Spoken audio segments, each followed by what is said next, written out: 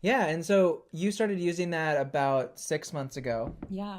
And then let's go into why you're here today, actually, because we're in the same room right now. I can actually touch Oh, you here, that's and we're in good. front of a green screen here, and we're probably Hmm. gonna put some cool background behind it. So or whatever, just maybe keep it green. I don't know, but so we're actually in the same location, and so can you share a little bit about why you're here today? Yeah, Yeah. so I drove all the way down to beautiful Redwood City to meet up with y'all and do it's an ultrasound that targets the posterior singular cortex, Cingulate cortex. cingulate cortex, Yeah. the PCC part of your brain, Mm-hmm. which is in charge of like sense of self, ego, those kinds of things. You could probably go more into it, but Mm-hmm. yeah, I came here to do that and took a chance because I'd never heard of this before, Mm-hmm. and it was kind of a random thing that you offered this opportunity to me. But I have to say, I'm so glad that I came here Mm. because wow. Um, I feel amazing. I feel like I thought the ultrasound on the vagus nerve is great, but this was, oh my gosh, like 10 steps above Mm. in terms of just my sense of well-being.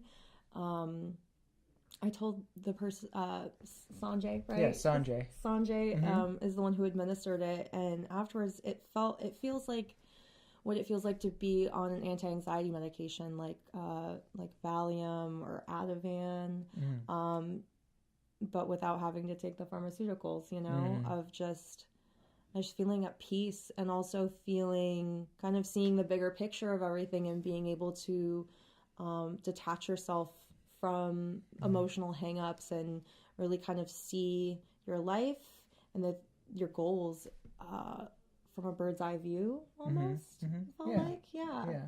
yeah. Definitely.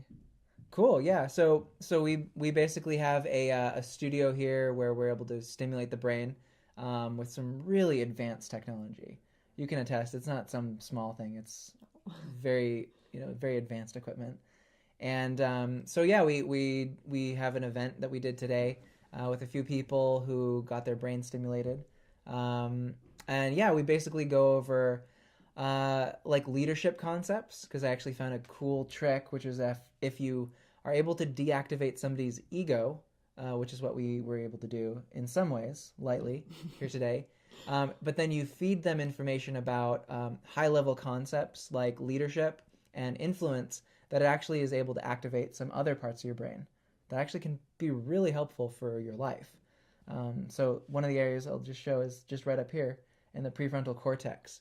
So I found that leadership resides up here in the brain. And so when you're in your default mode of thinking, your higher level self isn't able to activate as much as it should. And especially if you're in this stage of life where you want to make bigger decisions, make a bigger impact, you kind of need to be able to turn down your default mode network Mm-hmm. and say like, "Hey, it's okay. You don't have to be thinking about what I have to do tomorrow or that conversation I had 10 years ago that didn't go so well and I have to think about how I would have said it or whatever." And so we can actually turn that part of your brain down and actually allow you to get the most value out of a single day where we go over your goals, your values, yourself, a lot of really incredible concepts. So, did you find that to be kind of along the lines of what you experienced today? Yeah, I mean, I have to say, like, when we did the ultrasound on my brain, I felt like I didn't want to do those things. I'm like, I just want to lay here and like soak this in and feel this, which Mm. you gave me the freedom to do that, which was nice. Mm-hmm. But in the end, I was so grateful that we did go and do that hard work with the Mm-hmm. leadership concept Mm-hmm. because I feel like we really broke through some things that I haven't been able to break through in the past in traditional treatments that I've done. Mm-hmm. Yeah, Yeah, yeah. definitely. And I'm someone with, I would say, kind of a big ego, so it's hard to turn down my ego and get out of Mm. that place of thinking and always trying to anticipate and thinking ahead. So quieting that, and that's the best way I can describe it, is just like it just it quieted my mind, and all of those things that I normally ruminate on and worry about and am self-conscious about, I was completely able to set that aside and look at things head on. I didn't Mm-hmm. expect to cry today, and I cried because we were hitting things that I was like, whoa, I didn't know this was going to come up, but they were like good tears, and it was Mm-hmm. all very productive, and I feel just like really motivated and like cleansed Mm. of so many things that were hanging over my shoulders. Cool. Yeah. Beautiful. Yeah. Beautiful. I love hearing that.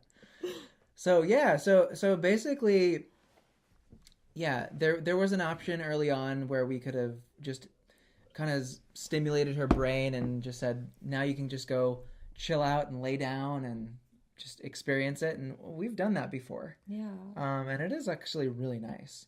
Yeah. Like I've been doing this for a few days, and after I do it, I just kind of like lay down, meditate, and it's so nice to have just have that rumination turned down Yeah. for a little bit of time at least, So, yeah, what was that experience like? Describe that more of what is that turning down feeling like? What was it like before, and what was it like after?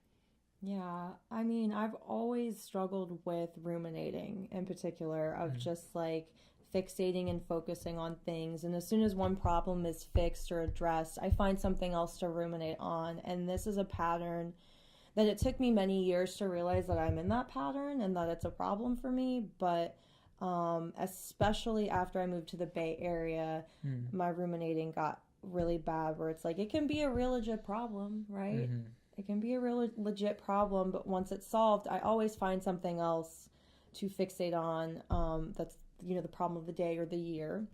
Mm-hmm. And yeah, this was really the first time where it was quiet, it shut off, and it gave me room to see that bigger picture and really pinpoint where my limiting beliefs lie, and then dig even deeper beyond that when we were Mm-hmm. doing the leadership concepts of like, this is this limiting belief, but what's actually beneath that Mm-hmm. that's fueling it, and getting to the root of it and pulling it up by the roots is the Mm-hmm. only way I'm gonna like wipe that from my life. So I mean, it felt great, right? Like, of course it feels great to feel like you're like, to feel the equivalent of being on a benzodiazepine is what is what I was telling Sanjay, of like, oh my gosh, this is so much better.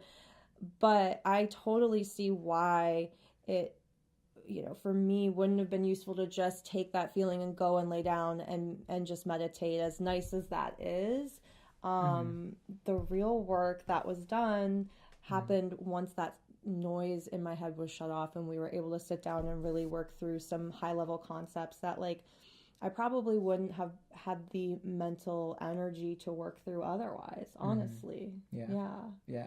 Yeah. And of course, it helps that the person coaching me through that was you, Mm. because you're so good at what you do and so good at Thank you. taking what people say and saying it back to them, and allowing them to then work through that. Mm-hmm. Because it's one thing to write things down and fill out a form and read it to yourself, but to have somebody read it back to you and then ask you more questions related to that, I mean, that was huge. Mm. Yeah. Yeah. Yeah, because ultimately, I think people want to be heard and they want to be seen. Yeah. And it's difficult to give that to people. I mean, it's really not difficult to do, but it's just not really common, I think, in medicine. Yeah, you're right. Yeah. Absolutely. Yeah. Having worked in the field, I can definitely attest to that. Mm. That like, as much as one tries as a health provider, it doesn't. You don't always have time, especially in modern medicine. So, Yeah. What we did here today was something that did make me feel seen and heard. And you're very good at doing that. That's Mm. a skill of yours that not everybody has or knows how to tap into. Mm-hmm. Yeah. Great. Thank you so much. I really appreciate that. Of course, yeah. Yeah.